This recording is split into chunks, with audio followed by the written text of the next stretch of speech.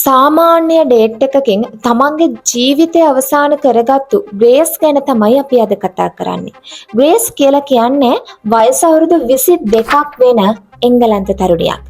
මෙයාගේ හේනයක් තිබුණා සෝලෝ ට්‍රැවලර් කෙනෙක් විදිහට මේ ලෝකෙ වටේ සංචාරය කරන්න. ඉතින් එයාගේ උසස් අධ්‍යාපන කටයුතු අවසන් කරලා එයාගේ හේනය ක්‍රියාත්මක කරන්න පටන් ගත්තා. ඒ අනුව මෙයා නිව්සීලන්ත වලට යනවා 2018 දී. එයා හිතන්න නැතුව ඇති මේ ගමන තමයි එයාගේ අවසාන ගමන කියලා. ඉතින් මේ නවසීලන්ත චාරිකාව අතරතුර ටින්ඩර් ඩේට් එකක් හරහා ග්‍රේස් කෙම්ප්සන් කියලා පුද්ගලයෙක්ව හම්බ වෙන්න යනවා.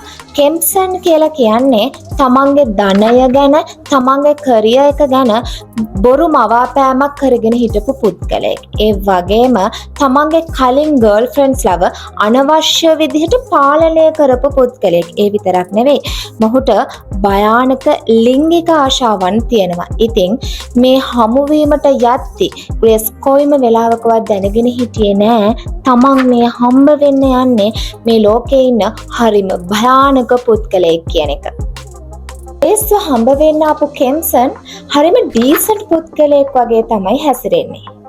මේ දිහා බලාගෙන ඉන්න අයට උනත් තේරෙන්නේ මේගොල්ල හරිම ලස්සන කපල් එකක්, හරිම සතුටින් ඉන්න කපල් එකක් කියලා. මොකද ඒ රාත්‍රිය හරිම සුන්දර විදිහට ගලාගෙන ගියා. කොහොම වුණත් කෙම්සන්ගේ තියෙන භයානක අඳුරුකම එළියට එන්න තිබුණේ තව ටික වෙලාවක්.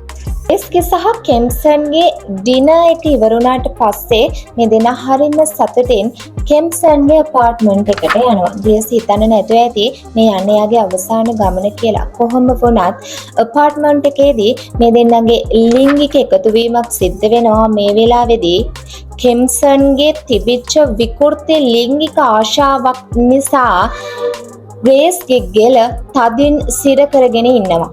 ඉතින් කොච්චර කෑ ගැහුවත් ඔහු ඇයව අතාරින්නේ නැහැ. කොහොම වුණත් අවසානයේදී ග්‍රේස් මිය යනතුරුම කෙම්සන් එයාගේ අතින් ග්‍රේස්ගේ ගෙල සිර කරගෙන ඉඳලා තියෙනවා.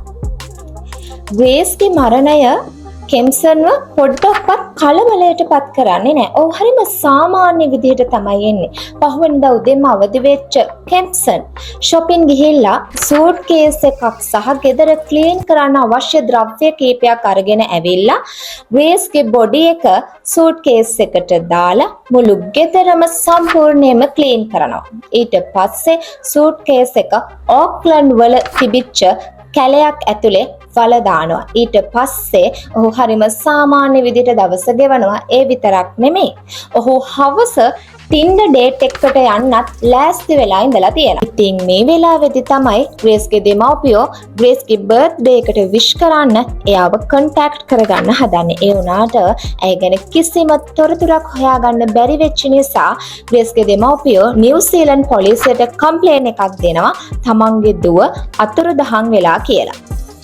ග්‍රේස්ගේ දෙමව්පියන්ගෙන් ලැබිච්ච දුරකථන ඇමතුමත් එක්ක ග්‍රේස්ව හොයන්න ක්‍රියාත්මක වෙච්ච පොලිස් නිලධාරීන් ඇයගේ ෆෝන් එක හරහා හොයාගන්නවා ඇය ඩේටින් ඇප් එක යූස් කරනවා කියලා, වගේම ඩේට් එකකට ගිහිල්ලා තියෙනවා කියලා. ඉතින් ඒ අනුව ඔවුන් ගියපු හොටෙල් එකේ CCTV ෆුටේජ් චෙක් කරපු පොලිස් නිලධාරීන්ට හොයාගන්න හම්බ වෙනවා කෙම්සන් කියන තරුණයා ගැන. ඉතින් ඒ අනුව ක්‍රියාත්මක වෙච්ච පොලිස් නිලධාරීන් කෙම්සන්ව අත්අඩංගුවට ගන්නවා. අත්අඩංගුවට ගත්ත කෙම්සන්ව උසාවියට ඉදිරිපත් කරාට පස්සේ උසාවියේදී කෙම්සන් කියනවා මේ සිදුවීම තමන් අතින් අත්වැරදීමකින් තමයි සිද්ධ වුණේ කියලා. ඒ වුණාට පොලිසියෙන් හොයාගත්ත සාක්ෂිත් එක්ක ඔප්පු වුණා මේක ඔහු කිසිම අත්වැරදීමකින් නෙවෙයි සම්පූර්ණයෙන්ම හිතාමතාම කරන ලද අපරාධයක් කියලා. ඉතින් ඒ අනුව කෙම්සන්ට ජීවිතාන්තය දක්වාම සිරදඬුවම් නියම වෙනවා. මේ වෙලාවේදී උසාවියේ හිටපු ග්‍රේස්ගේ තාත්තා කෑ ගහලා කියනවා ග්‍රේස් තමයි මගේ මුළු ලෝකෙම, මෙන්න මේ දඬුවමට එයාව ආපහු ගෙන්නන්න බෑ නේද කියලා. මේ වගේ true crime stories ගැන දැනගන්න කැමති නම් පව follow කරලා තියාගන්න. ඒ වගේම මේ වීඩියෝ එකට කැමති නම් like එකක්, comment එකක් දාන්න. තවත් කෙනෙක්ට වීඩියෝ එක බලන්න share කරන්න.